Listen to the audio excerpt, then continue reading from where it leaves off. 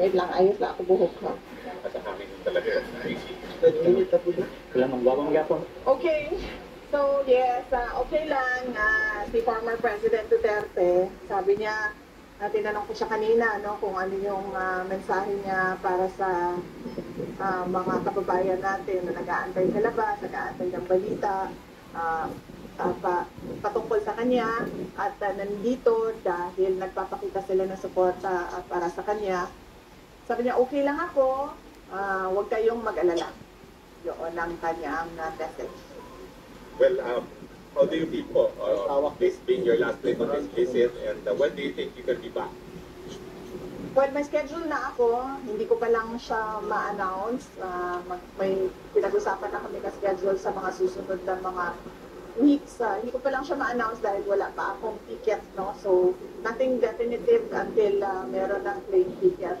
So, pero meron ng draft schedule para sa pagbisita.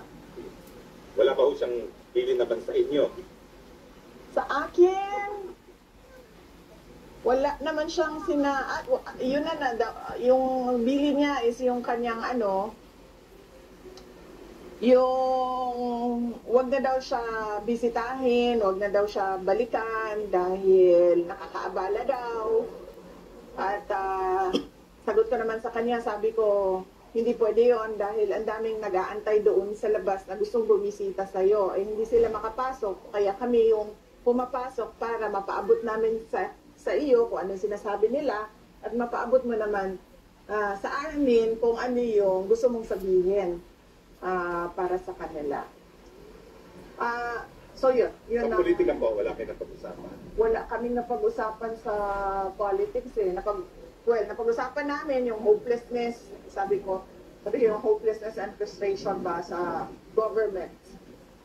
Yun ang napag-usapan namin doon. Pero sa politika, wala kaming napag-usapan kanina na politika.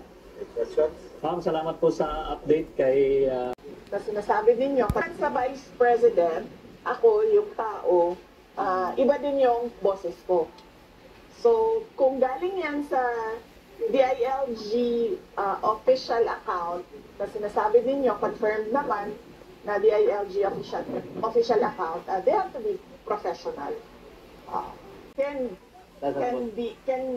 express, has the freedom of expression. An institution does not have the freedom of expression. Kasi ma'am, yung mga kababayan natin, they are a little bit surprised yung manner ng approach sa pag-disseminate ng information kasi parang ginagawang joke or in a joking way. So, thank you for your comment, really. Thank you, ma'am. Last na lang po. Ma'am, ano po ang... Ay, sorry, sir. Question lang po, kasi kahapon, naibalita ko po sa inyo yung mag-deny ng Pastor RTC sa most bail ni Pastor Apollo na ibalita niyo po ba kay PRD at ano po ang kanya? Hindi, sorry. Hindi namin napag-usapan yung balita na yan na hindi ko napaabot na sa kanya yan ngayon. Thank you, ma'am. Ma'am, ano po ang reaksyon ninyo sa inilabas ng safety alert ng Ministry of Education ng China kaugnay sa pag-aaral ng kanilang mga estudyante sa Pilipinas, kung saan binanggit ang umano'y tumataas na banta sa seguridad at insidente ng harassment sa mga Chinese nationals?